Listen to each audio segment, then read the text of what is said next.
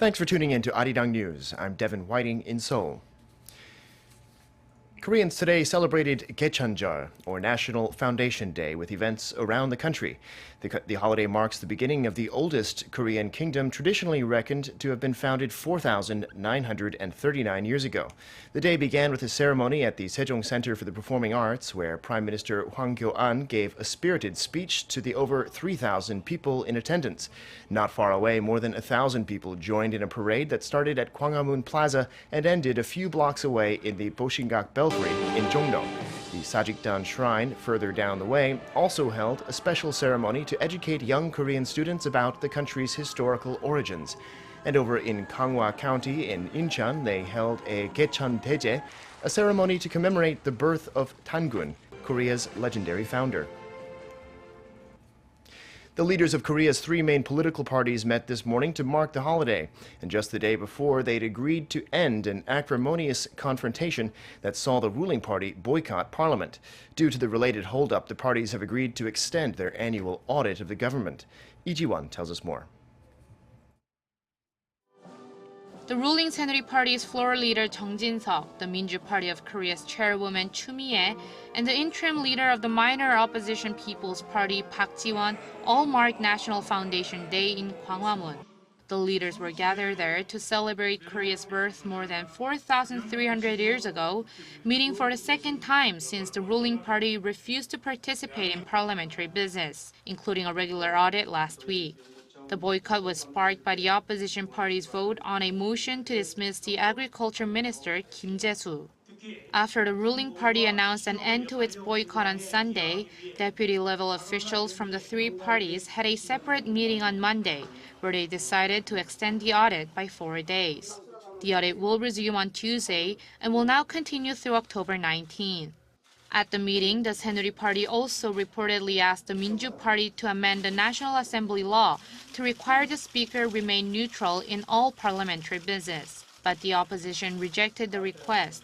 The ruling party says Assembly Speaker Chung Se-gyun abandoned his neutrality by allowing the opposition-backed motion to remove the agriculture minister to proceed. Chung, meanwhile, paid a visit to Saenuri Party chair Lee Jung-yeon, who was in the hospital after a week-long hunger strike demanding Chung's resignation. After the meeting, Chung left for Australia to attend a parliamentary leaders' conference organized by MICTA, an association of Mexico, Indonesia, Korea, Turkey, and Australia. Lee Ji-won, ARIRANG News. Experts in the United States are calling on the U.S. to engage in direct talks with North Korea to freeze its nuclear program. They say the international approach to sanctions has failed. With the details, here is Lee Eun-shin.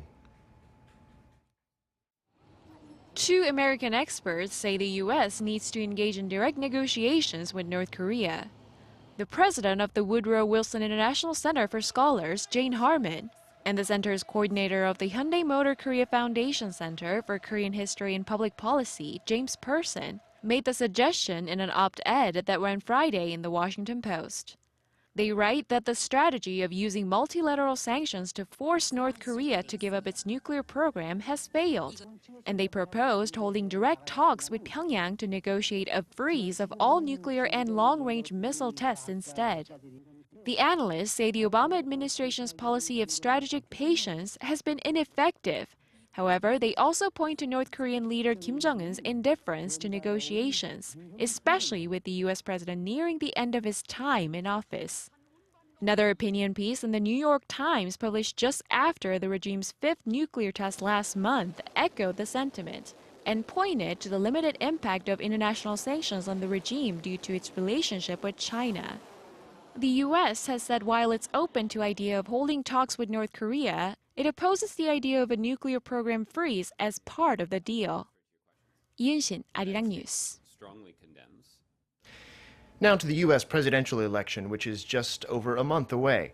A new poll shows more viewers thought Hillary Clinton did better than Donald Trump at their first head-to-head debate last week.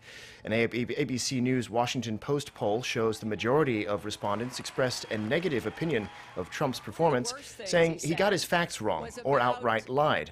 His unfavorability rating rose 5 points from his pre-debate level to 64%, while Clinton's unfavorability remained unchanged at 53%. As for who won the debate, 53% gave it to the former Secretary of State. Only 18% said the businessman and former reality show star came out on top. The rest called it a draw or expressed no opinion. The second debate, which will take the form of a town meeting, is set for Sunday night. This year's Nobel Prize in Physiology or Medicine has been awarded to Japan's Yoshinori Ohsumi for his discoveries in cell autophagy, that is, the breakdown of cells. A cell biologist and professor at the Tokyo Institute of Technology, Ohsumi identified the genes behind autophagy, a word derived from Greek that means self-eating and refers to how cells recycle their contents. Disturbances in the autophagy process have been linked to various diseases, including cancer, and research is currently underway to develop drugs that can tackle such disruptions. Sweden's Karolinska Institute will continue to announce other Nobel laureates throughout the week, with the Nobel Prize for Physics to be announced on Tuesday, Chemistry on Wednesday, and the Nobel Peace Prize on Friday. The economics and literature winners will be announced next week. And that's all for now. Thanks for watching. More to come on News Center in 2 hours' time. Bye for now.